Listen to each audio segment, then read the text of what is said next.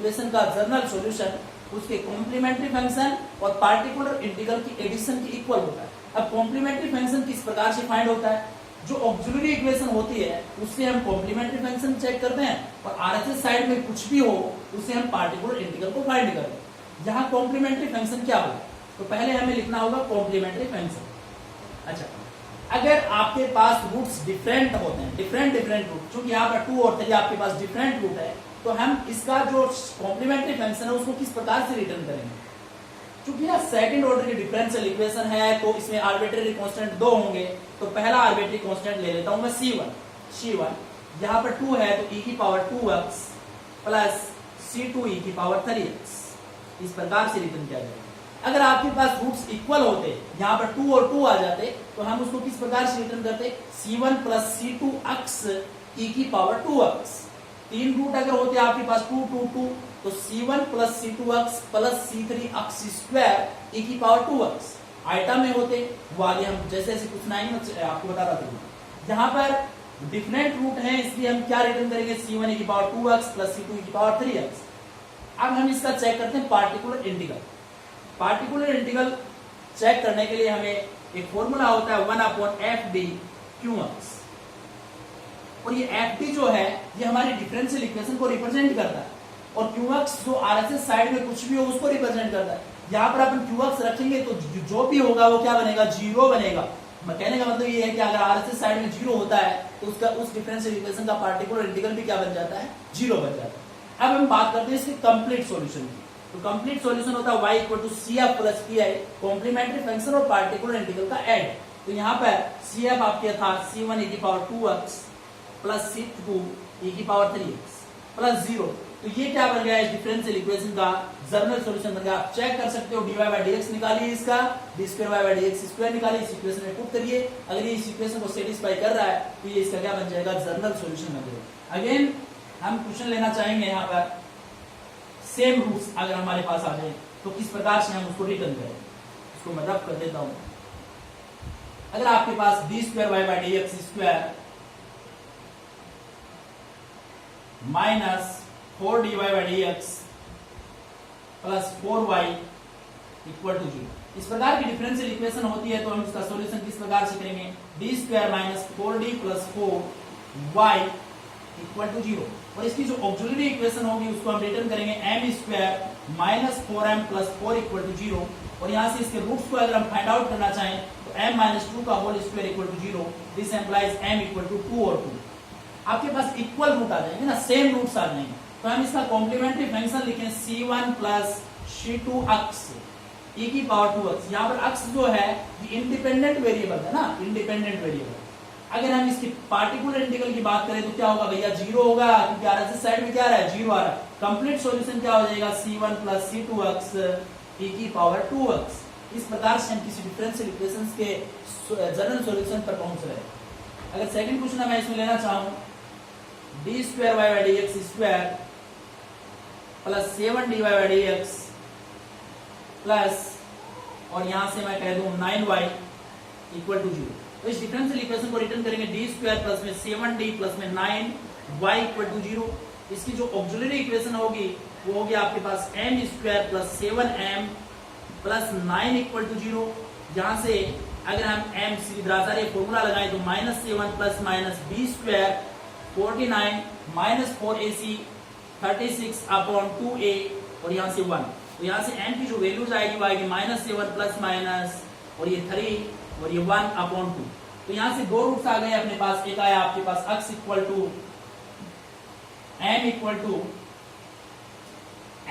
आपके पास -7 plus √13 upon 2 और दूसरा आपके पास -7 माइनस √13 अपॉन 2। तो इसका जो कॉम्प्लीमेंट्री फंक्शन होगा CF C1 e की power -7 plus √13 upon 2x plus C2 e की पावर -7 माइनस √13 अपॉन 2x।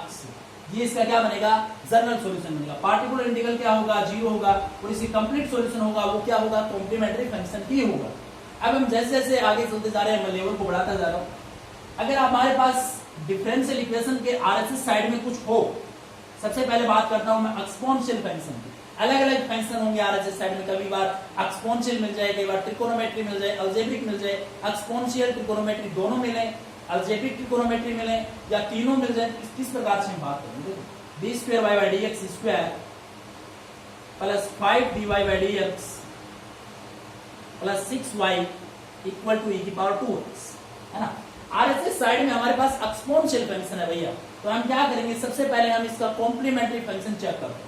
तो इस इक्वेशन को मैं इस प्रकार से रिटर्न कर सकता हूँ 5d plus 6y equal to e की पावर 2x। अगर मैं इसकी ऑक्सिलरी इक्वेशन लेना चाहूँ तो आपके पास होगी m square plus 5m plus 6 equal to 0 रखेंगे भैया, है ना। यहाँ से हम इसके रूट्स को फाइंड आउट करें तो m square plus 2m plus 3m plus 6 equal to 0, और यहाँ से m को बाहर लें तो m plus 2 plus 3 m plus 2 equal to 0, और यहाँ से m की दो वैल्यूज आपके पास आ जाएंगी -2 और -3।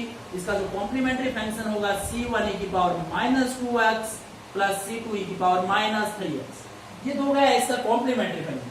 पार्टिकुलर इंटीग्रल हम किस प्रकार से चेक करेंगे, है ना, क्योंकि आरएचएस साइड में हमें एक्सपोनेंशियल दिया हुआ है ना, तो particular integral P I equal to होगा आपके पास 1/fd qx, और यहाँ पर एफ डी जो है हमारी डिफरेंशियल इक्वेशन को रिप्रेजेंट कर रहा है। तो डिफरेंशियल इक्वेशन आपके पास थी D square plus 5d plus 6, और यहाँ पर qx जो है वो आपके जो आरएचएस साइड में जो फंक्शन है उसको रिप्रेजेंट करता है, यहाँ से आ जाएगा e की power 2x। P I equal यहाँ से e की पावर 2x है, और यहाँ ये जो डिफरेंशियल इक्वेशन है इसमें जो ऑपरेटर है आपका d, उसकी जगह हम क्या करते हैं, एक्सपोनेंशियल फंक्शन का जो कोफिशिएंट है उसको पुट करते हैं। यहाँ e की पावर 2x में अक्सर कोफिशिएंट क्या है, 2 है, उस 2 को हम ऑपरेटर की जगह पुट करेंगे। ऊपर तो रहेगा आपके पास e की पावर 2x, नीचे क्या हो जाएगा भैया, d की जगह में क्या पुट करना है, 2 पुट करना है, तो 2 का स्क्वायर हो गया 4, यहाँ 10, और यहाँ कितना हो गया 6, e की पावर 2x अपॉन कितना हो गया यहाँ पर 20। तो यहाँ पर क्या बनेगा आपके पास, जो कंप्लीट सॉल्यूशन होगा y equal to CF plus PI complementary function, और पार्टिकुलर इंटीग्रल CF आपके पास था C1 e की power -2x plus C2 e की पावर -3x प्लस e की पावर 2x अपॉन 20। ये होता है किसी एक्सपोनेंशियल फंक्शन अगर आरएचएस साइड में हमें दिया है तो उसके कोफिशिएंट को हम ऑपरेटर की जगह पुट करते हैं और उसका पार्टिकुलर इंटीग्रल चेक करते हैं। कई बार क्या हो जाता है कि इस तरह का फंक्शन आ जाता है कि नीचे अगर हम ऑपरेटर की जगह उसकी वैल्यू पुट करते हैं तो 0 बन जाता है। 0 नहीं बनना चाहिए, उसके लिए हमारे पास एक फॉर्मूला है कि अगर आपके पास इस प्रकार का कोई फॉर्म आ जाए 1/fd e की पावर ax, है ना, तो यहां से चूंकि fd है तो उसको हम x की power r upon r factorial e की पावर ax इस प्रकार से पुट करेंगे। जैसे मैं एक एग्जांपल इस पर लेना चाहूंगा, d square plus 4d plus 4y equal to, क्योंकि d प्लस 2 का होल स्क्वायर बनेगा, और यहाँ पर e की पावर -2x। अब हम इसका चेक करते हैं, यहाँ पर इसकी ऑक्सिलरी इक्वेशन होगी आपके पास, क्योंकि डिफरेंशियल इक्वेशन है ना, m स्क्वायर प्लस में 4m प्लस 4 इक्वल टू 0, और इसके अगर मैं रूट्स फाइंड आउट करना चाहूँ तो आपके पास आएंगे -2 और -2, क्योंकि ये m प्लस 2 का होल स्क्वायर बनेगा। इसका कॉम्प्लीमेंट्री फंक्शन अगर मैं रिटर्न करना चाहूँ तो c1 प्लस c2x e की पावर -2x। अब मैं पहुंच गया इसके पार्टिकुलर इंटीग्रल पर, तो इसका जो पार्टिकुलर इंटीग्रल है वो क्या होगा, 1/fd qx pi equal to 1/fd। fd क्या है भैया आपके पास, d square plus 4d plus 4, जिसको मैं रिटर्न कर सकता हूँ d प्लस 2 का होल स्क्वायर, और यहाँ पर क्या आपके पास e की पावर -2x। मैंने क्या कहा था, जो इससे लास्ट क्वेश्चन था उसमें, कि जो एक्सपोनेंशियल फंक्शन का जो कोफिशिएंट होता है उसको हम ऑपरेटर की जगह पुट करते हैं, लेकिन कब, नीचे वैल्यू 0 नहीं बननी चाहिए। यहाँ पर अगर हम पुट करेंगे डी की जगह -2, तो -2 प्लस 2 को कैंसिल कर देगा और क्या बनेगा, 0 बनेगा। 0 नहीं बनना चाहिए, अगर 0 बन रहा है तो हम इस फॉर्मेशन को अप्लाई करते हैं। यहाँ से पी आई क्या बनेगा आपके पास, क्योंकि x की पावर r, तो यहाँ पर r जो है ये होता है ना 2, जो यहाँ पर आपके पास स्क्वायर है, तो स्क्वायर को हम क्या कहते हैं, r कहते हैं। x की पावर r, x स्क्वायर बना अपॉन r का फैक्टोरियल 2 का फैक्टोरियल, और e की पावर क्या बनेगी आपके पास ax जो है गिवन है -2x। यहाँ से हो जाएगा आपके पास x square upon 2 factorial e की पावर -2x, और 2 फैक्टोरियल 2 ही होता है आपके पास, तो pi बनेगा आपके पास x स्क्वायर अपॉन 2 e की पावर -2x। यहाँ पर अगर fd को मैं इस तरह से रिटर्न कर सकता हूँ, d प्लस यहाँ पर e की पावर -ax ले लूँ मैं, तो d प्लस a की पावर है ना, या r कर दूँ। आर, क्योंकि आर में हमने फॉर्मूला दिया है तो डी प्लस सी की पावर आर।